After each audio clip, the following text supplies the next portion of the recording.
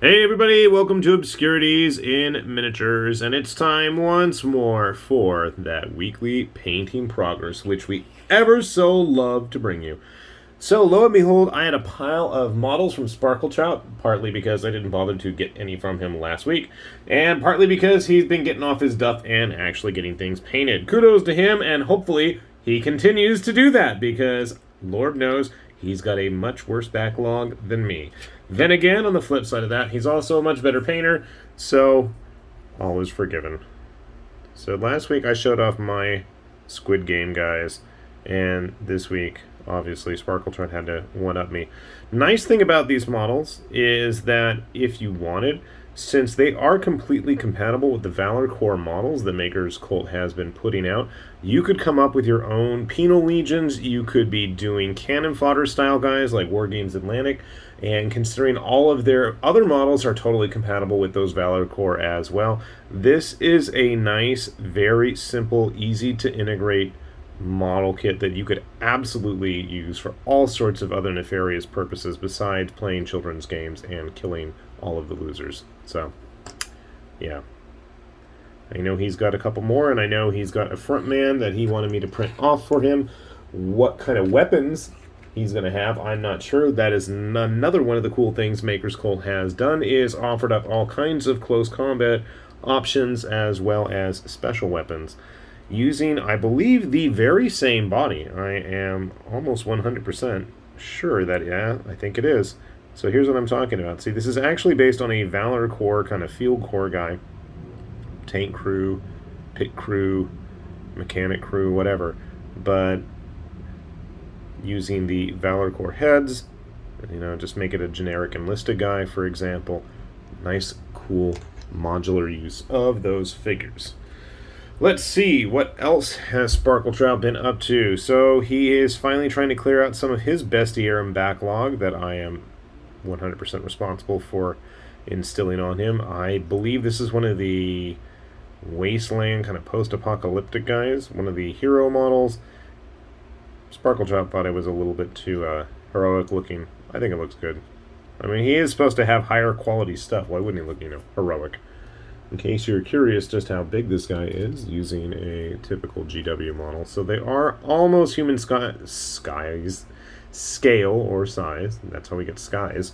But the thing is, they are much more true scale. That's why I'm getting the wrong words out of my mouth this morning. So yeah, nice looking model. Definitely bigger than the Makers Cult stuff. Also, speaking of Bestiarum, we've got this lovely fellow. I don't even remember which release. I want to say this is like the churchy cathedral guys with the giant pointy pyramid heads. I think they were the same set. I can't even remember. But I think he really knocked this one out of the park. It is disturbing and strange, and he's got a giant metal peg leg to stomp all over people, I guess. And some fun little pustules growing. I think he had fun painting those lovely little details on there. So definitely a fun, disgusting monstrosity. If you're in the market for those, you absolutely cannot go wrong with anything from Bestiarum's miniatures. Truly in that regard. It's all just really weird and disturbing and super grimy, grimdark. I mean, what else do you want, right? I know what else we want. This is a model that has had quite the attention from both myself and Sparkletrout. So this comes to us from Adamant Arsenal. And I'm going to put a couple links down below because I want you guys to check this stuff out because they have a Kickstarter coming very soon, and I got a chance to play around with some of the sample models from that said Kickstarter, and I'm going to show those off later this week.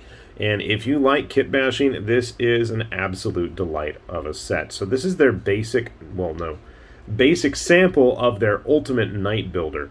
It was a set that was on Colts 3D for a while. I don't think it's on there right now because they were getting it all tinkered and tailored with to be part of their big Kickstarter. But the more interesting thing than just having a bunch of awesome generic-looking high fantasy grimdark knights is the fact that they're going to be doing the exact same Ultimate Night Builder except with all kinds of disease plague-ridden dudes. And there's some fun stuff there. I mean, really fun, messed up looking bodies. So if you like your Nurgly plague victim knight Blight Lord types, something to absolutely keep an eye on.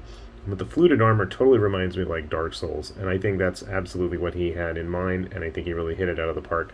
The set this comes from, though, has so many ridiculous weapon options. It is incredible. I haven't even scratched the surface of it yet. I am absolutely eagerly anticipating that Kickstarter, and you can see he's pretty big in terms of modern figure size. Let's see, do I have... I don't have that Bloodbound guy. They're closer to Conquest scale, but you know what? If you wanted to print up a big old batch of tough-looking Paladin dudes, you can have yourself one of the other various legions for Conquest, or just, like I said, build up a nice human-sized army of, what were they, the Basilians? Yeah, for Kings of War or something. Definitely an option there. So I think I did get almost as much stuff done as Sparkletrout. Not to the same degree of quality, but it's done nonetheless. I got my own little Bestiarum guy done. This is from their Gladiator set. Now, what was nice about this set was they ended up actually going back and re-releasing a lot of these pieces as kit bashing parts. So if you wanted to build a bunch of modular Grim Dark Barbarians, that was totally an option. I've got him on a 32mm base, and he fits quite snugly. They're pretty big dudes. But then again, you know, the pit fighters and stuff, they should be big. What else? That enters the realm of big. A random Dragon Guard, or whatever they were called, from Artisan Guild. This is around the time my original Anycubic, I think it was, my original printer decided to just bite the dust. But I did manage to get a few prints salvaged out of that. So I went ahead and tried painting one up. And I don't know, there's like a hair or something stuck in there. Okay, we'll have to fix that. It came out okay. I think I could do better. They were quite large as well. But at least for the time being, it gets the job done. I got lots of stuff to paint after all. Also in the market of big stuff, we've got this troll/orc guy from Titan Forge's sister Patreon, Cyberforge. I didn't do a great paint job, and I did an awful job on that jacket. I don't know what I was trying to do there, but it's done. I'm not 100% sold on the skin tones. It's too bright, and I did try to go back and fix it, but, you know, that's half the fun of this hobby, is going back and taking the successes that you like and working up the ones that you don't. I can always go back and fix it up, like that pooled up Agrax Earth shade there. I've been trying to rely less and less on those shades. I know I love to just dip those models in it, but you know, sometimes that's not the best option. Here is a Raging Heroes, I want to say it was Freya, and I'm not happy with the face at all. The eyes are fine. The hair is too, I don't know, it like blends into the skin or something. I didn't do a great job on her, I'll be honest. But I got tired of seeing her on the table, so I was like, screw it. I think, I don't know. I think a little bit of touch-up probably would help. I'm happy with the cloak. I wanted to have like the gray feathers. I don't know why. This little bit right here, I think is actually a leftover support, but it looked like, and for the longest time I thought it was part of her spear. Maybe it is. Maybe it isn't. And I thought the details got really muddy on her hair that's hanging there, so we just left it. I could have done worse. Alright, here we have Mikhail. I think Mikolai. I don't remember what his name is now. Something vaguely Russian sounding from Malifaux, and I did a sloppy job on that sword. Ugh. That can be fixed. Otherwise, I think he's okay. I did a real quick job on him. I just wanted to get him painted. I like this model. You guys know I have a thing for dudes with big dragon busters. There's like a green dot on his sword right there. That's odd. I don't know what's going on there. Stay in focus, man. He came in okay. I think if I'd put a little bit more time and energy into him, I'm sure he could look better, but I wanted to get done because really this week, most of the time, I was fiddling around with these guys from Atlan Forge. That's way too bright. Let's tone that down a bit. So this is their Minoan priest mage guy. I didn't know what to do with his backpack, and I probably should have done a little bit more work on his little Hermes wings on his boots there. But I think overall I'm content. I would have liked to have had the facial features on his chest plate stand out a bit more. I tried messing around with it. I just could not get them to really pop. I don't know.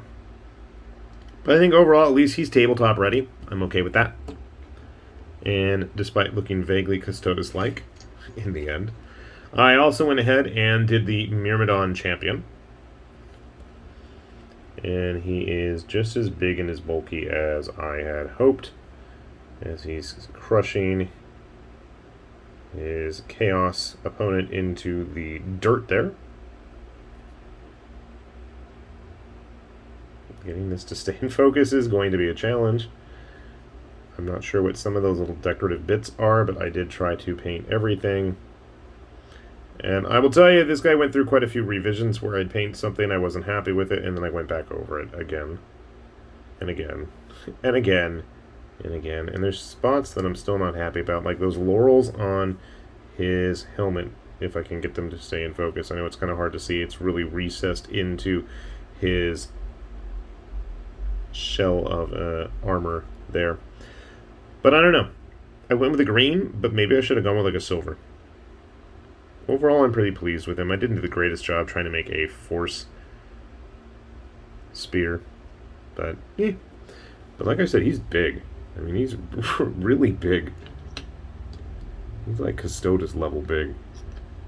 That is something I would love to see Atlan Forge try and tackle. Our big Alaris Terminator-style armors. I think those would be really cool. And it would give me an excuse to paint up some more fancy gold boys. Or we can just get more Minoans. I wouldn't mind. So overall, a nice little batch of figures done. And thankfully, this week and this coming weekend, over the next few weeks, with Thanksgiving around the corner in the U.S. here, and for those of us in the U.S. also with daylight savings time, now I got that extra hour of sleep, I am totally going to try to get some more stuff painted, and I want your guys' opinion, so I have that Patreon. I was going to put up a poll this morning, now that I actually have a few days coming up to sit down and play a game.